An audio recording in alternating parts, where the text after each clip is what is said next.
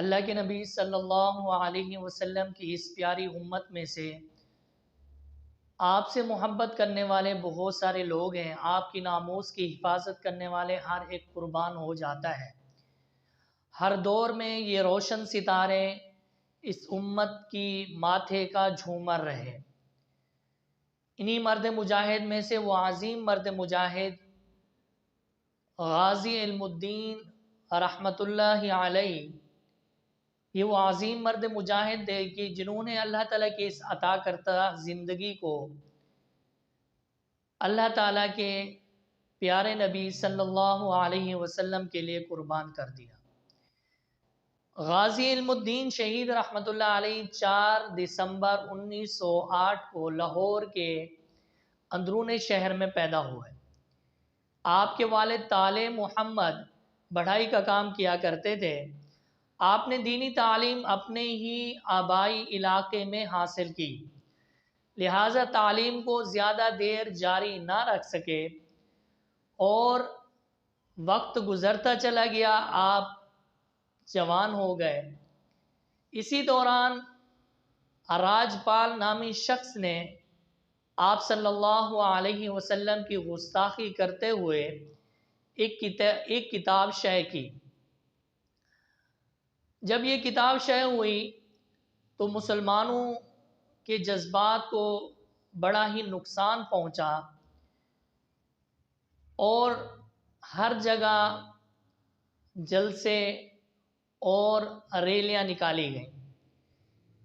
1 April یا 31 مارچ 1929 کو غازی علم الدین شہید اپنے بڑے بھائی دین محمد کے ساتھ ایک جلسے میں شرکت کی اور مقرر کے الفاظ سنے جو مسلمانوں کے ساتھ یہ کہہ رہے تھے اور اس کتاب کا تذکرہ کر رہے تھے۔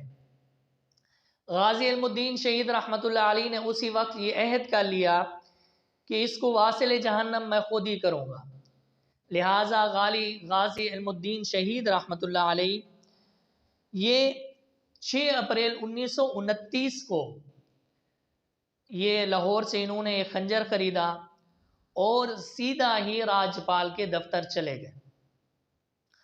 اور راجپال جب جیسی گاڑی سے اترا اور اپنے دفتر پہنچا، آپ نے اس پر وار کیے اور اسے واصل جہنم کر دیا۔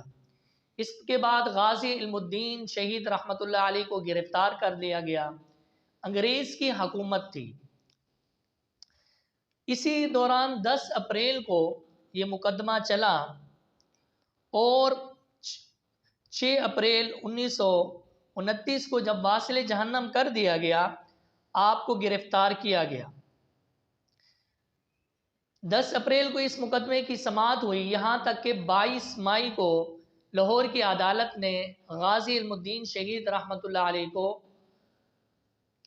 پھانسی کی سزا سنا دی اور غازی علم الدین شہید رحمۃ اللہ علیہ کو ریل کے ذریعے میاں والی منتقل کیا گیا۔ غازی علم الدین شہید رحمۃ اللہ علیہ کے واقعات میں آتا ہے، کہا جاتا ہے کہ ایک دفعہ یہ اپنی ماں کی گود میں تھے اور ایک سائل نے آواز دی۔ جب ان کی ماں سائل کو کچھ دینے کے لیے گئی تو اس اللہ کے ولی کی نظر جب اس بچے پر پڑی تو انہوں نے اس کی والدہ سے کہا کہ یہ بچہ تمہارا بہت ہی عظیم ہے اور اللہ تعالیٰ نے تم پر بڑا احسان کیا ہے۔ لہٰذا اس کے بعد غازی علم الدین شہید رحمۃ اللہ علیہ کو اس مقدمے کے اندر علامہ محمد اقبال اور محمد علی جناح، قائد اعظم محمد علی جناح سے بھی خدمات حاصل کی گئیں کہ وہ خود ہی منع کر دیں، لہٰذا مقدمہ کا زور جو ہے وہ ختم ہو جائے گا۔ لیکن غازی علم الدین شہید رحمۃ اللہ علیہ آپ صلی اللہ علیہ وسلم کی محبت سے، ان کے عشق سے سرشار تھے۔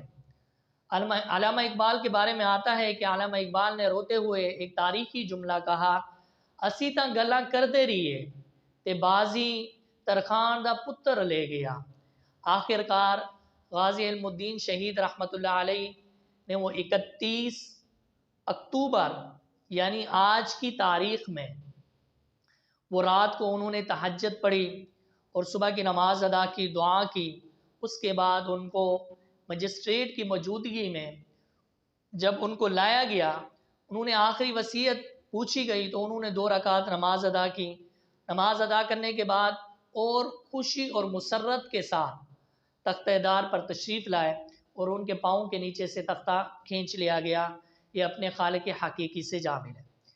انگریز حکومت ڈر گئی، لہٰذا انہوں نے یہ فیصلہ کیا کہ اسے یہیں دفن کر دیا جائے قیدیوں کے قبرستان میں، لیکن غازی علم الدین شہید رحمۃ اللہ علیہ نے وصیت کی تھی کہ مجھے لاہور دفن کیا جائے، لہٰذا ان کو وہیں دفن کر دیا گیا۔ پھر ایک وفد ملا اور اس وفد میں علامہ اقبال بھی موجود تھے۔ 13 نومبر کو اس وفد نے جب ان سے بات معاملات طے ہو گئے تو 13 نومبر کو دوبارہ قبر کشائی کی گئی اور یہاں لایا گیا لاہور کے اندر۔ تب اس کو 14 نومبر کو علامہ شمس الدین رحمۃ اللہ علیہ نے ان کی نماز جنازہ پڑھانے کی سعادت حاصل کی اور غازی علم الدین شہید رحمۃ اللہ علیہ کے استارے کو سپرد خاک کر دیا گیا۔ دنیا کے اندر اللہ تعالیٰ نے سب کو زندگی عطا کی ہے، لیکن یہ ہمارے مسلمانوں کی تاریخ کے لیے یہ ایسے بسا اوقات، یہ دن، یہ واقعات، یہ تاریخی واقعات ہمارے لیے یاد رکھنے گئے ہیں تاکہ اس سے ہمارا ایمانی جذبہ آپ صلی اللہ علیہ وسلم کی محبت سرشار رہے۔ امید کرتا ہوں کہ آپ اس کو آگے بھی شیئر کریں تاکہ مسلمان اس دن کو بھی ضرور پہچانیں۔